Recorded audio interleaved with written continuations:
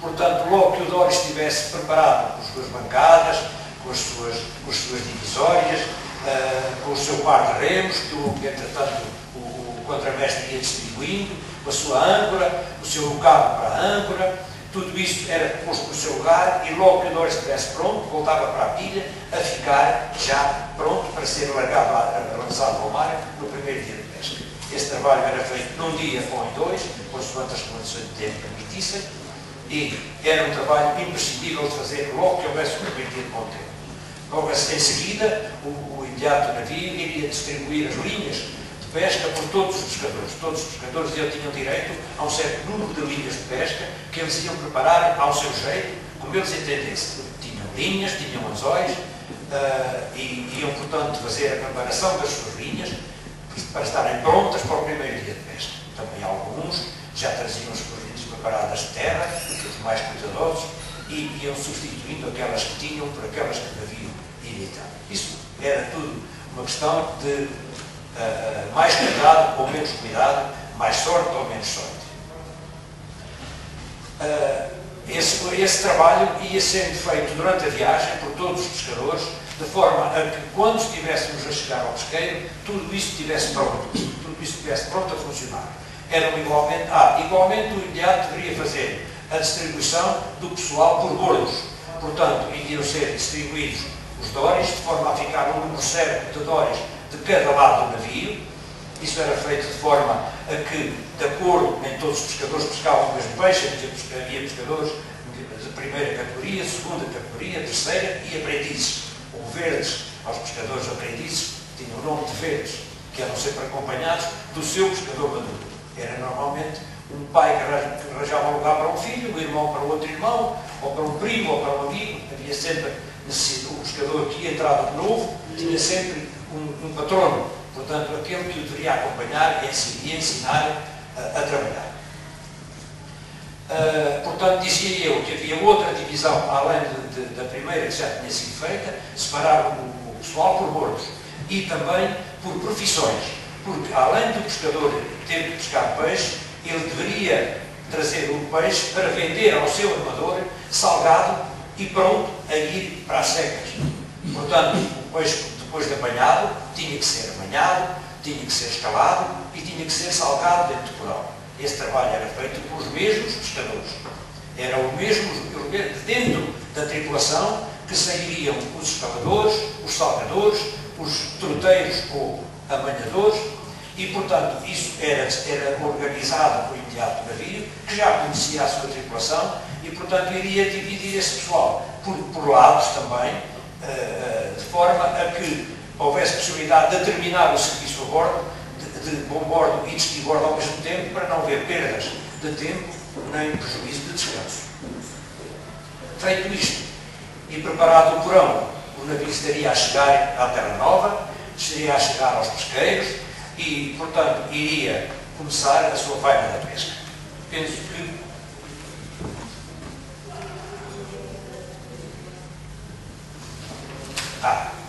os quartos a navegar, abrigos a bordo, alimentação e repouso, e já temos, portanto, os dois.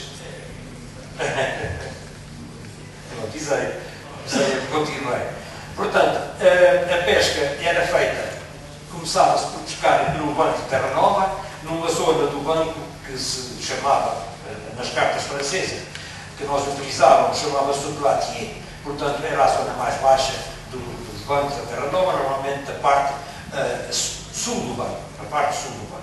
Aí se pescavam, portanto, em maio e junho, dentro das possibilidades do tempo. As condições do tempo normalmente ainda eram bastante adversas para a pesca com Dória, ainda havia gelos, havia mau tempo, mas ia-se aproveitando o tempo que houvesse possibilidade.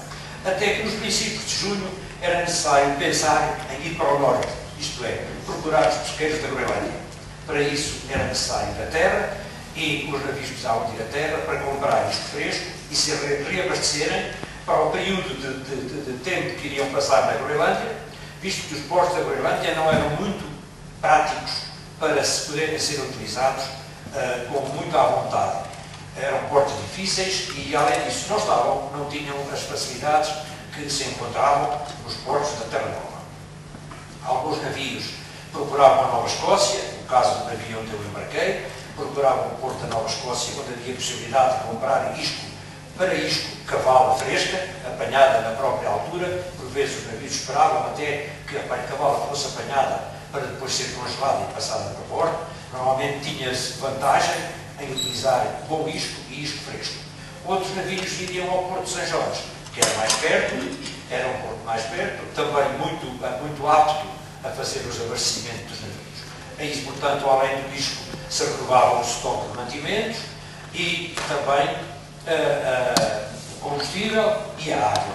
A água era um assunto muito importante em todos os navios. Não era comum, nessa época em que eu por lá tenho, que ter, portanto, desalinizadores, isto é, ter possibilidade de fazer água doce da água do mar, não era muito comum e, portanto, havia necessidade de levar a maior quantidade de água possível e de a gastar parcimoniosamente.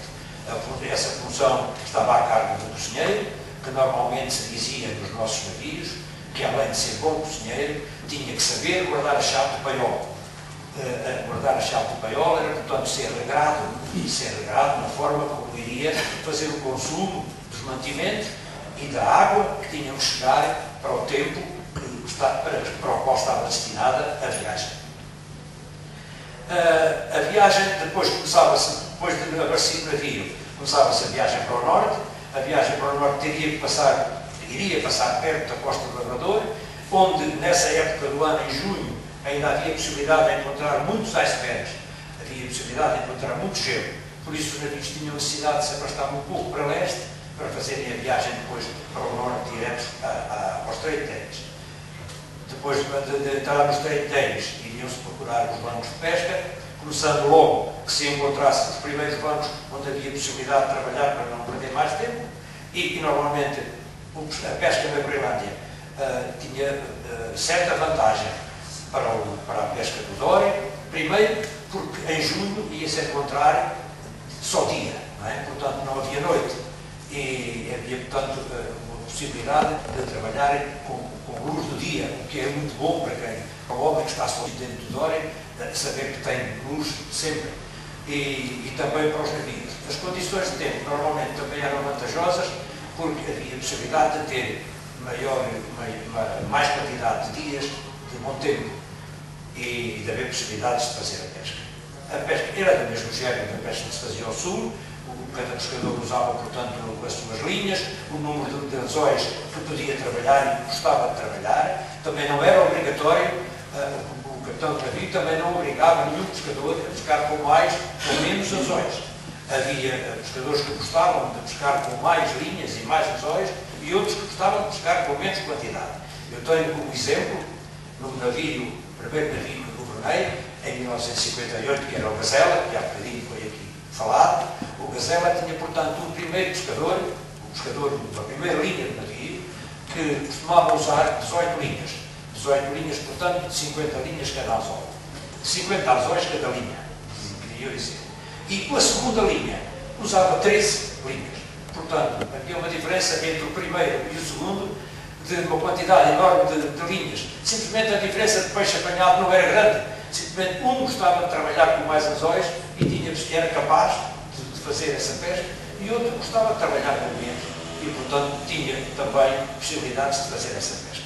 Era, portanto, o pescador, dentro do Dory, era também capitão.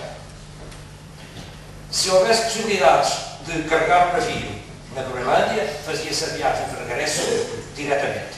Portanto, o navio vinha direto e, normalmente, saindo em setembro. A partir de meados de setembro, tornava-se muito difícil pescar na Groenlândia, porque as noites já começavam a ser muito grandes e a luz do dia, mesmo durante o dia, nunca era uma luz muito agradável. Era uma luz, de certo modo, tanto escura. E, portanto, o tempo não era muito propício para a pesca do Dory. Daí que, se os navios não tivessem possibilidades de acabar a pesca até meados de setembro, teriam necessidade de voltar para o sul para continuar a pesca no Grande-Pampa. O regresso a casa fazia-se, portanto, diretamente ou da Groenlândia ou em outubro da Terra Nova, logo que ou que o navio estivesse carregado ou que as condições de tempo não permitissem continuar a pesca. Isto é, se não se tornasse rentável